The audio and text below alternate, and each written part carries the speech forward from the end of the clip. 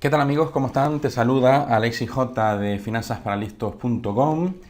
Estamos ya finalizando prácticamente los tutoriales sobre invertir en ETFs desde cero. Ya hemos visto todos estos artículos que ya teníamos colgados en la página web y nos falta, aunque sea uno de los últimos, precisamente es uno de los más importantes porque la inversión en ETF la tenemos que hacer a través de una gestora. Hemos hablado que esa gestora puede ser un banco o cooperativa de crédito, pero normalmente lo haces a través de brokers online, quienes son los que te ponen en contacto con esas gestoras de fondos cotizados. Además son gestoras que suelen estar especializadas en ello. Entonces, si nos vamos a este artículo de aquí, ¿qué gestoras ofrecen invertir en fondos cotizados? Nos iríamos a este artículo. Entonces, como siempre he dicho y como siempre he comentado, la cantidad de ETFs que existen es variadísima. Hay ETFs para aburrir y seguro que te estoy aburriendo yo de tanto decir que existen ETFs para aburrir. Y como hay tantos ETFs, hay muchas gestoras que los ofrecen. Por eso tenemos que tener un especial cuidado a la hora de elegir esa gestora que nos va a poner, que nos va a facilitar su ETF creado pues, para rentabilizar nuestro dinero. Entonces, este artículo va sobre las gestoras que a nivel mundial más representación tienen en ETF. Una de ellas es Vanguard. Vanguard, si bien es cierto que en España es de las últimas en aterrizar, lleva ya una experiencia desde 1975 y se ha caracterizado pues, por tener un ojo especial. Ha creado productos muy atractivos, ha creado cestas de inversiones muy interesantes que han dado lugar a rentabilidades muy atractivas. Entre los productos que he visto de Vanguard que más me han llamado la atención son estos que te presento, por aquí. Luego veremos qué significa esta nomenclatura de los ETFs, que no es más que una forma que tiene definida el sector, pues para saber exactamente, solo con leer ese nombre, de qué va el ETF. Pues bueno, pues que te invierte un poquito en tecnología, este invierte en empresas con dividendos, otro que invierte en bonos, este invierte en Europa y este en mercados emergentes. Luego tenemos otro de los mundialmente conocidos que es eShares. eShares además forma parte de una gestora importante desde el punto de vista internacional, que es BlackRock. BlackRock es la productora de esta gestora de fondos. He seleccionado aquí algunos de los que he visto con mejor, con más volumen y con más demanda. Bonos corporativos, el Eurostock, este que invierte en Japón, en fin, que tiene varios de sumo interés. Paso ahora a Lyxor. Lyxor es otra de las grandes. No porque los tengan en este orden significa que esta es la clasificación mundial, no. O sea, todos estos son sobradamente conocidos a nivel mundial. Aquí hay un poquito de información de cada una de las gestoras. Este ETF incluso nos da la posibilidad de invertir desde un punto de vista internacional o invertir desde España. ¿Ves? Este nos invierte pues un poquito en este fondo, este ETF invierte en el DAX, este en empresas, en las 600 empresas europeas con más capitalización, este invierte en Estados Unidos.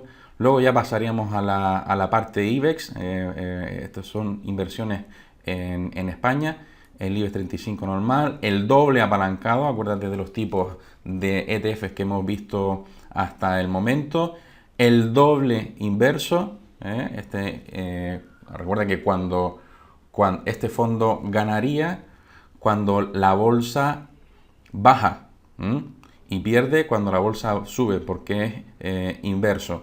Y el doble apalancado, que sería multiplicar por 2, por eso el doble apalancado, los resultados del fondo, ya sean positivos o negativos.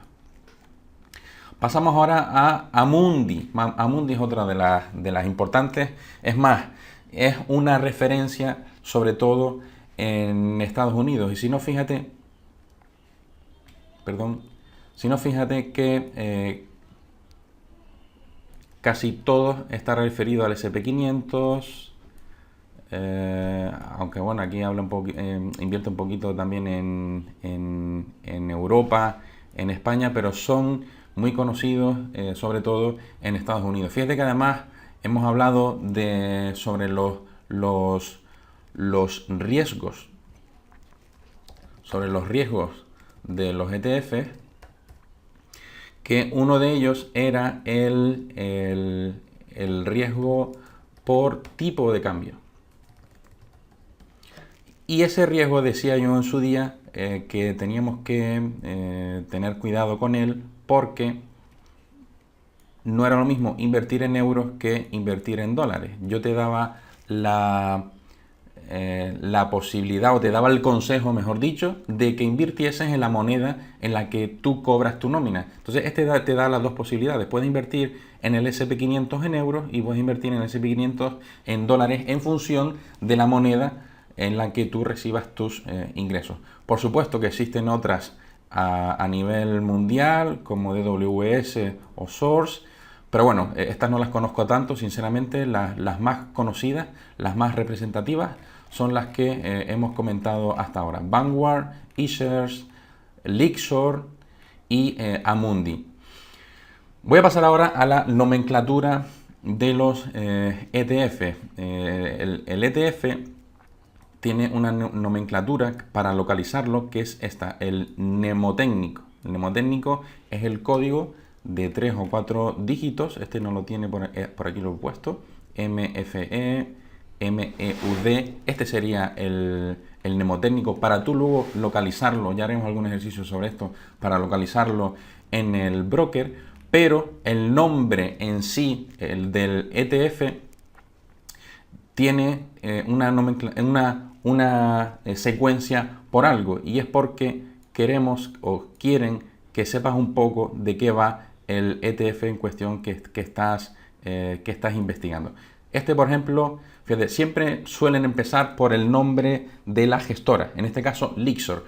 Ya eso me define el abanico de posibilidades que tengo, me sesga hacia aquellos con los que yo tengo más afinidad o con los que yo podría tener más interés. Porque si yo veo un nombre que empieza por una nomenclatura o por una gestora que a mí no me suena, pues ya lo empiezo a descartar. Lyxor, por ejemplo, es de los que hemos visto en este tutorial. Por tanto, sigo leyendo. UCIT, esto significa que cumple con la normativa europea sobre los fondos que regulan los organismos de inversión colectiva en valores mobiliarios. O sea, que cumple con una normativa. ETF, sobre el IBEX 35, aquí me está diciendo sobre la referencia, la que está invirtiendo. Además me está comentando qué tipo de ETF es. En este caso es un doble apalancado. Es decir, este se está apalancando por 2. Y con eso yo me hago una composición del lugar sin tener que irme a la información, al DFI del fondo. Simplemente con leer el titular, con leer el nombre del ETF, ya yo sé un poco de qué va ese ETF. A mí me gusta hacer esto sobre todo cuando tengo unos cuantos, y me refiero, no sé, 40, 50, tengo una lista de 40, 50, con eso empiezo a descartar.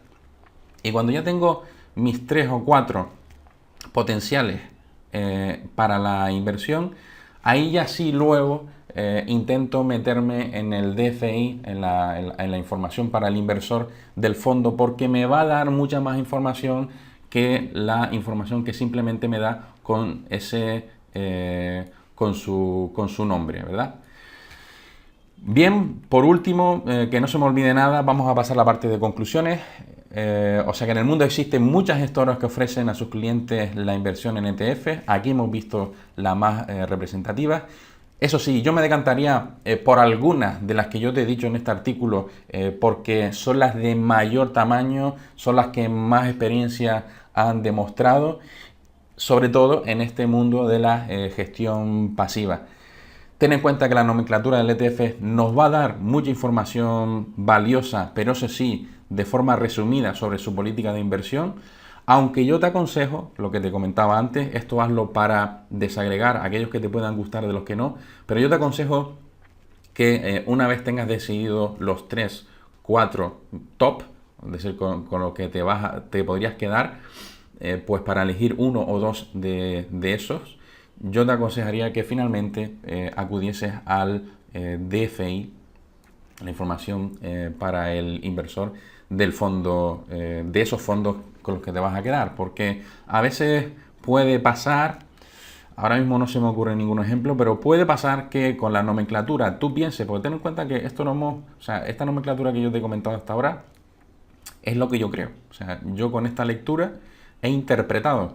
Pero te imaginas que aquí hay unas siglas que yo no controlo, que yo no entiendo, y pienso que ese fondo invierte en algún activo y yo lo hago pensando que es así, que está invirtiendo en ese activo. Pero resulta que he malinterpretado el enunciado del fondo y no invierte en ese activo, sino invierte en otro. Entonces eso podría provocar errores en mi inversión y para ello la mejor manera es finalmente irte a esta parte, al DFI del fondo cotizado, con lo cual ahí te garantiza 100% de que el fondo invierte donde tú piensas que está invirtiendo. Espero que esta sección, que este artículo te haya sido de utilidad, pues para saber cuáles son los fondos internacionales más relevantes. Y continuamos en un siguiente vídeo con una clase más práctica sobre ETF. Muchas gracias por tu atención y nos vemos en el siguiente vídeo. Saludos.